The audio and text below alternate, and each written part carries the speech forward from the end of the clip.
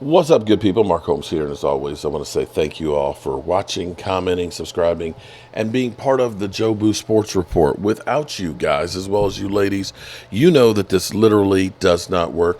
Welcome to Joe Boo's On the Road studio here from the Red Brick House. I tell you what, it is beginning to get comfortable here, sitting in my seat right here, as well as sitting on the sofa, because the Dallas Cowboys are not in the playoffs any longer. And you have to look no further than Jerry Jones and Jerry and Stephen Jones. It's funny that this morning, I do a lot of thinking in the middle of the night. See, when you're old, I am 58 years old, you end up peeing a lot in the middle of the night. And once I'm awake and I've got problems with my back and my knees where I toss and turn, and I have to get up to keep my body from just locking up. And so I get up, I walk around, I might sit on the couch out here or something, or sit on the toilet, which is, of course, the best place that you can get some time to yourself as a man. But I was sitting there thinking about this whole situation, and I said this morning, if you watch my morning video and things, that Mike McCarthy ain't going nowhere.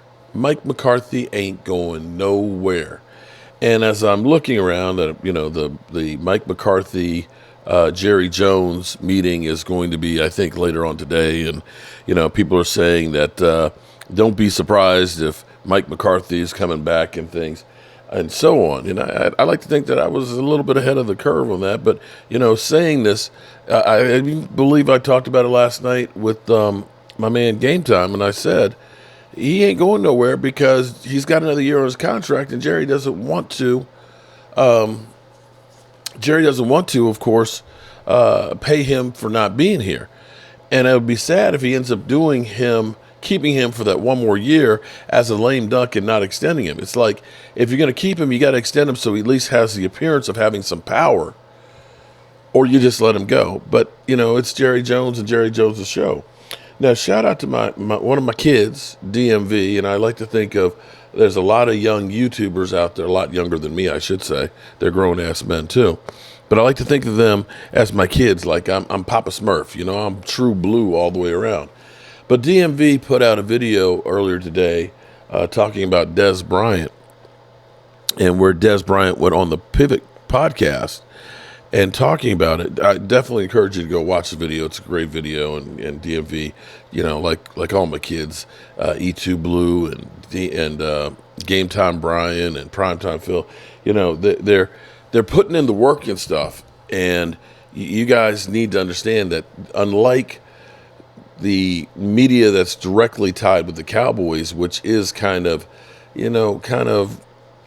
there's guardrails on there where they may not be able to say everything that's on their mind. The good thing about the people like me on YouTube and things like that is we can speak our mind because we don't have to worry about the ramifications from Jerry Jones per se. But in that piece, Des Bryant basically pointed out how everything is about the brand, and the brand is about making money. And see, the thing that you have to understand is, Mike McCarthy and Dak Prescott or Jason Garrett, they're the fall guys for the Joneses.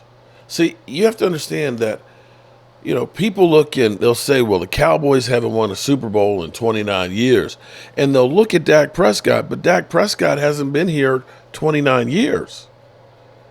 All those failures aren't Dak Prescott. You can look at Mike McCarthy, and I say Mike McCarthy is doing what he did in Green Bay.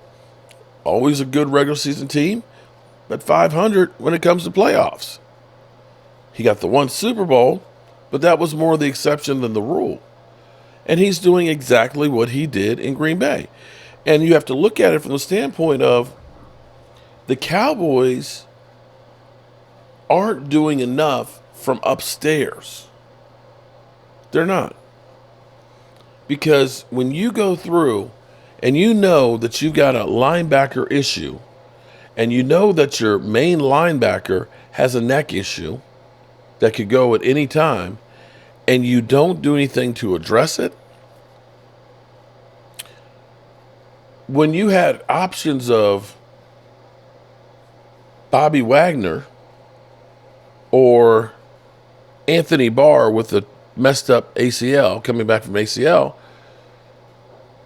Bobby Wagner is a much better option. And so when you look at other teams that aren't winning the Super Bowls but getting pretty close, that are known as juggernauts that clean your clock out because they've got better personnel, you have to understand you have to fight fire with fire. Now, this is another one of those things that are so Cowboys-ish, is now you're hearing, Derrick Henry will be a free agent. Derrick Henry is older. He's got a lot more miles on him. He averaged 4.2 yards a carry this year, so his numbers are going down or declining. And this is where you look at it and you start saying, okay, that's the guy the Cowboys will bring in. That's much like what they did with Eddie George, bringing Eddie George. That was a name people knew. Oh, my God, Eddie George, man, he's a great runner. And it was past his prime. Instead of going out and getting guys when they're younger and that are studs, what you're doing is you're selling in people's mind, this guy is a winner. We got a name guy, Stephon Gilmore, Brandon Cooks. They're guys but they're later in their career and don't cost you as much. Now, Derrick Henry, I will say, will definitely be better than what we had here, but you have to look at this as, instead of blaming the quarterback, Dak Prescott, or blaming Mike McCarthy, which they do deserve blame, if you're going to do those, also blame the Joneses for saying, after overpaying Zeke and realizing they can't continue to do that, releasing him and not having a plan to replace him. That was the problem.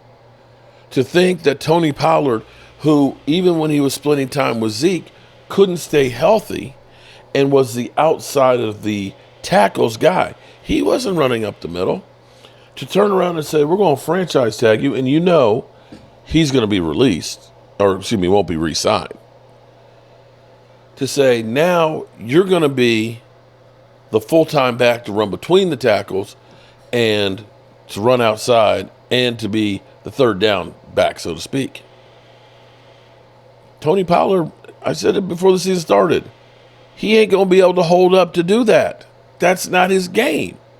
That's a miscalculation by the front office. You had an opportunity that you could have traded for him with the late round pick and gotten a Derrick Henry here. Maybe you have him to be able to, kind of get a few yards, get the offense feeling good and things about themselves, and being able to do something and take some of the pressure off the quarterback. You've known you've had problems at linebacker. Your solution is, we'll just take safeties and make them linebackers.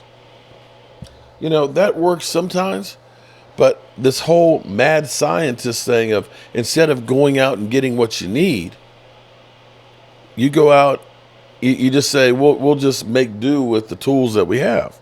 You try and take a hammer and screw a screw in the wall. It don't really work.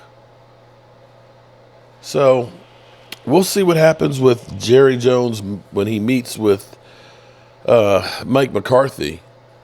But I can guarantee Mike McCarthy comes back. I told you this morning, I'm 95% sure that Mike McCarthy comes back. Just will. And we'll see about Derrick Henry. And definitely check out that video from DMV. All right, good people. I'll see you soon. Peace.